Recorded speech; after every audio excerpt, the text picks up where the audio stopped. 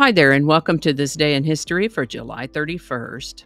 July 31st is the 212th day of the year in the Gregorian calendar, 213th in leap years, with 153 days remaining to the end of the year.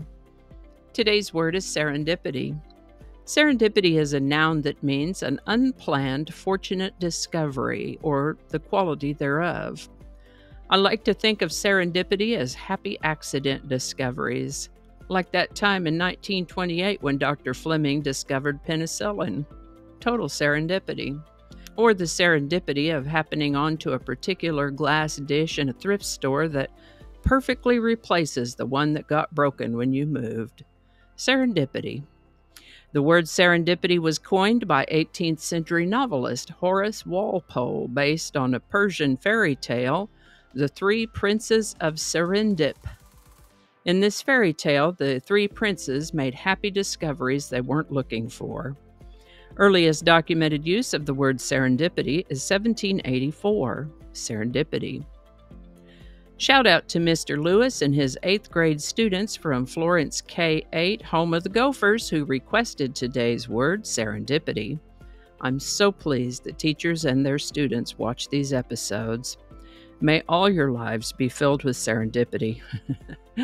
And if you have a word you'd like to see in the Word of the Day segment, drop it in the comments and we'll take a look at it. And with that, the oldest recorded eruption of Mount Fuji in Japan took place on July 31st in the year 781. On July 31st, 1703, Daniel Defoe was placed in a pillory for the crime of seditious libel after publishing a political, satirical pamphlet. If that name Daniel Defoe seems familiar to you, he's the author of the novel Robinson Crusoe, which would be published about 16 years after today's event.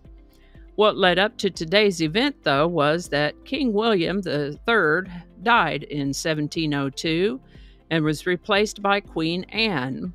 She apparently was pretty rigid about religion and despised what were called dissenters, which in that context were Protestants who had or were trying to separate from the Church of England. Daniel Defoe wrote anonymously a pamphlet satirizing the whole dissenter issue, and he wrote it in a style and tone as if an anti-dissenter had written it.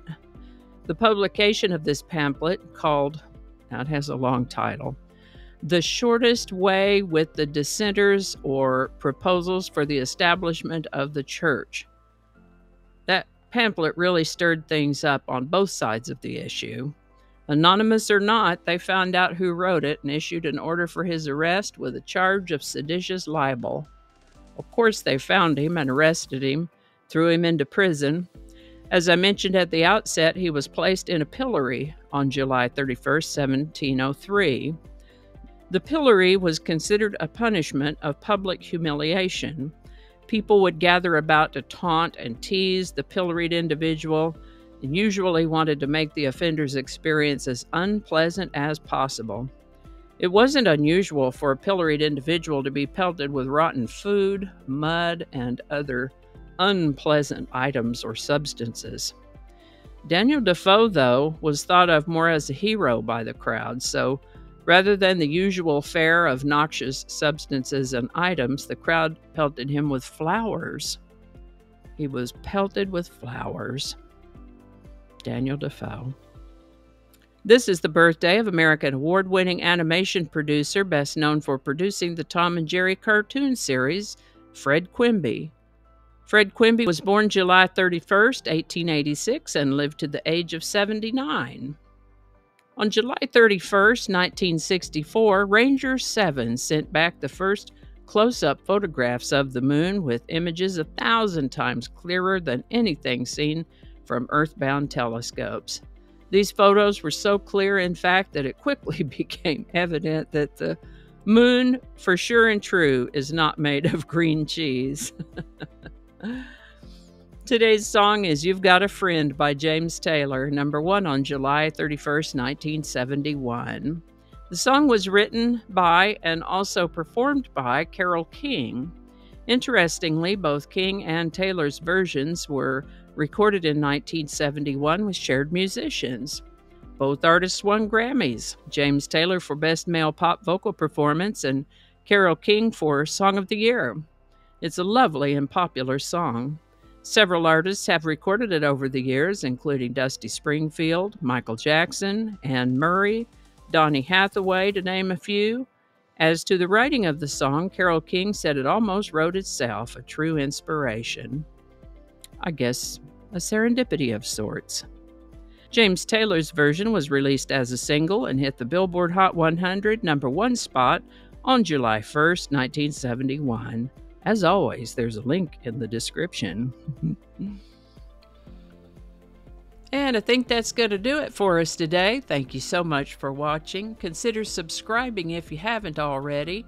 Feel free to share this video with a link in your email, messaging, or social media. If you enjoy this series, you can check out the playlist that contains these videos. I'll put a link to that in the description. That description lives on YouTube, so for other platforms, I'll include a link to my blog page that is called No Really. And you can also find me on Rumble, BitChute, and Odyssey. All those links in that description. Alrighty, that's all I can think of right now. Thanks again, and I'll see you next time. Microphone over there. Hello! Okay. With 202 days remaining to the end of the world. End of the year. Please, not the end of the world. 202 days remaining to the end of the year. Let's read that one again. Yep, it is. That's what it's called. All right. Third time better be a charm. There's no "the" there. Start over.